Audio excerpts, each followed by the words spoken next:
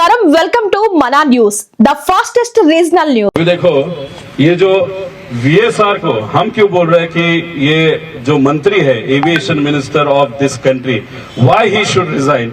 The reason he VSR इस company को, जिस कंपनी ने वहां पे फाइनेंस किया, that is heritage fine lease, इसके अगर डायरेक्टर आप देखो तो टीडीपी जो पार्टी है, टीडीपी पार्टी के जो नेता है, जो प्रमुख है, जो आंध्र के मुख्यमंत्री है, उनसे कोई रिलेटेड आपको दिख रहा है? तो डेफिनेटली उनसे रिलेटेड वहां पे है।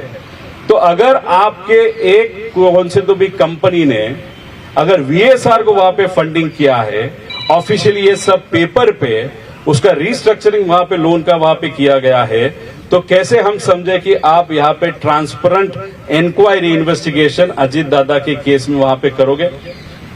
आपको अगर पैसा इंपॉर्टेंट है तो आप ऐसे ही कुछ चीजें करोगे जिसके कारण VSR को वहां पे मदद होगी, ऐसे हम सबका कहना है।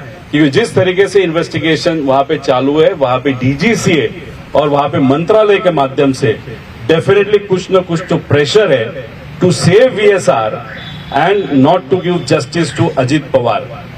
इसीलिए हम सबका कहना है, इसके पहले भी हमने जब बोला था तब सोर्सेस के माध्यम से एविएशन मिनिस्टर ने बताया था हमारा कुछ लेना देना नहीं, आपको हम दिखा रहे हैं कि इनका लेना देना है। और उसी के साथ जो राजस्थान में जो रोहित सिंह का वहां पे शादी हुआ था, उसमें भी टीडीपी के वरिष्ठ नेता वहां पे शादी के लिए गए थे, ऐसे हम सबका कहना है। उसका प्रूफ भी है, वो आगे जाके हम कभी आपको देंगे। और ये तो डायरेक्ट कमर्शियल वहां पे प्रूफ है, आपकी नेता की फैमिली की कंपनी VSR को अगर फंडिंग कर रही है, तो आप डेफिनेटली ये जो इंक्वायरी है, इंक्वायरी में हस्तक्षेप वहां पे ला रहे हो। आप शायद कॉन्स्पिरेसी में नहीं रहोगे, लेकिन कॉन्स्पिरेंसी में आप नहीं हो, लेकिन जिस कंपनी के माध्यम से, जिस कंपनी के कारण वो एक्सीडेंट हुआ, जिसका वो ओनरशिप का एयरक्राफ्ट था, वो एयरक्राफ्ट वाले कंपनी को, वो जो VK सिंह है, उसको आप सेफ करने की कोशिश, बिकॉज आपका कुछ फ्रेंडशिप और कमर्शियल लिंकेजेस उस कंपनी के साथ है, ऐसा हमका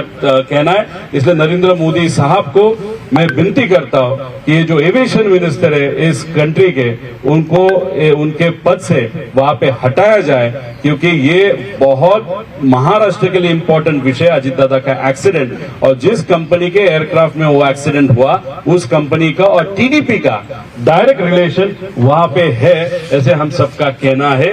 और सिर्फ एक प्लेन के माध्यम से नहीं, ऐसे दो प्लेन हैं, एक लेगेसी 650 और लेगेसी 600, जो डायरेक्टली इनडायरेक्टली ये जो टीडीपी के नेता है उनसे रिलेटेड है। इनडायरेक्टली मतलब एक बिजनेसमैन है जो उनके क्लोज है, उनका वो प्लेन है। और दूसरा जो है दुबई में, उसके बारे में और इंफॉर्मेशन हम वहां पे फाइंड कर रहे हैं। इसलिए मुझे लगता है कि एक नैतिक जवाबदारी है इस मंत्री की, टीडीपी इस पक्ष की, कि ये जो पद है एविएशन मंत्रालय का, वो वहां पे छोड़ दिया जाएगा। और मोदी साहब को मुझे यह भी कहना है कि आपका और अजीत दादा के रिलेशनशिप बहुत अच्छे थे, शाह साहब के और अजीत दादा के रिलेशनशिप बहुत अच्छे थे।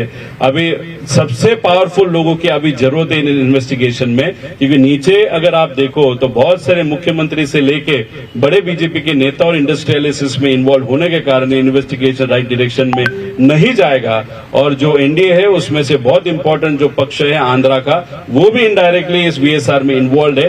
तो अगर इस इन्वेस्टिगेशन को कोई न्याय दे सकता है, और महाराष्ट्र की ये मांग है कि मोदी साहब और अमित शाह जी इसमें ध्यान देना चाहिए, और इन्वेस्टिगेशन को खुद के हाथ में लेते हुए अजीत दादा को, और उस एक्सीडेंट कैसे हुआ, क्या हुआ, इसकी जांच प्रॉपरली वहां पे होनी चाहिए, ऐसे हम सबकी मांग है।